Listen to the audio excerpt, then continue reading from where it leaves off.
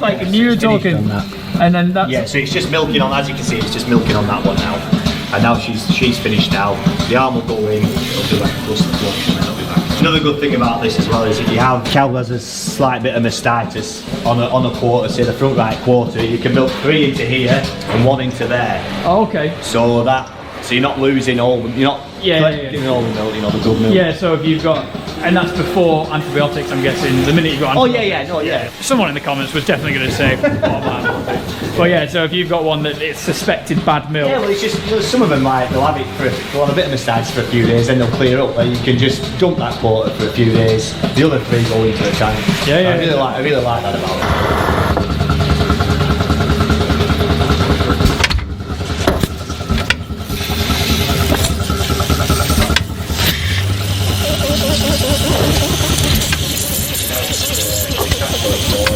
What Sean did there, he just pulled that tee off to show it was clean. The machine actually thought that she'd kicked it off because I just wanted to look at the cleanness of it, put it back on, and now she's milking on that one, milking on that one now. Oh, so it shows in different colours. They go dark blue, so now she's in the tank. So from entering the box, it's taken her 1.5 minutes to milk one. To go milking.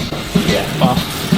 So cool, isn't it? So we've had a look around Sean's main cow building, the robots. That's what we're here for today. And then I thought, whilst we're here, got invited by GEA, GAE, whatever we call them, Westphalia. Do the pros outweigh the cons, and what are the pros and cons? The cons are the initial setup in terms of training the cows. How many days do you reckon it took on average to train most of them? I would say within the first few weeks we were maybe like 75% trained. And then after that, change after 3 months, and then another change after 6 months, and it's sort of. They all look good now. Well, you said there's 10. There's 10 that you pick up. Yeah, there's not many, but you know, I haven't culled that hard either. I wouldn't say it saves you massive amounts of labour during the day, like they would sell them and tell you it does.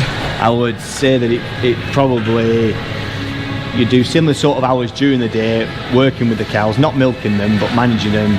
And then the advantage is you're getting that extra milk without having to do the third milking, finding the staff to milk the cows at night. That's where the biggest advantage is. So you still finish at 6? Yes. Pros of the robot, it does give you a lot more flexibility. So if you want to be finished early, you can do to go somewhere, do whatever. You know, you can be done for 5 if you want to be. You're not stuck to that 3-6 milking. You're not. Like if I want to get done early, instead of 4:45, 6 o'clock, you're done for 5:30, 5:15. You know. Yeah. There's not a lot of movement in that. Yeah, like I could start doing up at 2 and be done for 5. You know, you could work it like that. We've got the milk yield where we're up 5 or 6 litres of cow a day. Fertility's good, but that's fantastic. That's to the robots, but then again, that sounds like it's a lot of your management. As into the collars, you're changing the way you're vetting. Yeah. There's a lot of variables in that. You can't put it all to the thing, but these collars sound like they're great. Yeah, they are great. The emission rate's gone up, and that's purely down to better heat detection through the collars. But like I said before, my brother in the vetting, you know, weekly routine visits. 2 fantastic AI technicians on farm. Me and my dad. There you go. And it sounds like as well that Sean is being a bit modest as well, so he does all the cow's feet on this farm as well, don't you now? Yeah, along with my dad. Yeah. Well, so were you doing that before you had the robots? Yes, we were doing that. We've always done all the AI and all the foot trimming ourselves. I bet you were busy. Yeah, busy enough.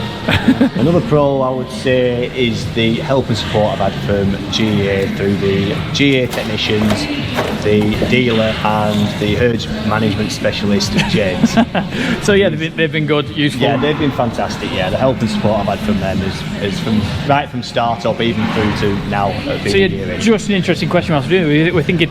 So when you built this, did they come and they go, okay, this will work? So this wasn't all your idea. For someone like myself, like I think it's quite daunting when you look at a project like this when you start and you go, where am I going to put this robot? How am I going to do this? I think that's the big scary thing, isn't it? Yeah. Before all happened would have been some drawings on the paper, Yeah, that's correct. And then they said, this is where you should put them, this is where you should do this. Yeah. And then they gave you all information on the start on what we should be doing, how many people we should have, how we should staff it, how long we should staff it for. We staffed it for 24 hours for a week, and then after that we did shift work where people were still in the shed up to 2 weeks. We not far off 2 weeks.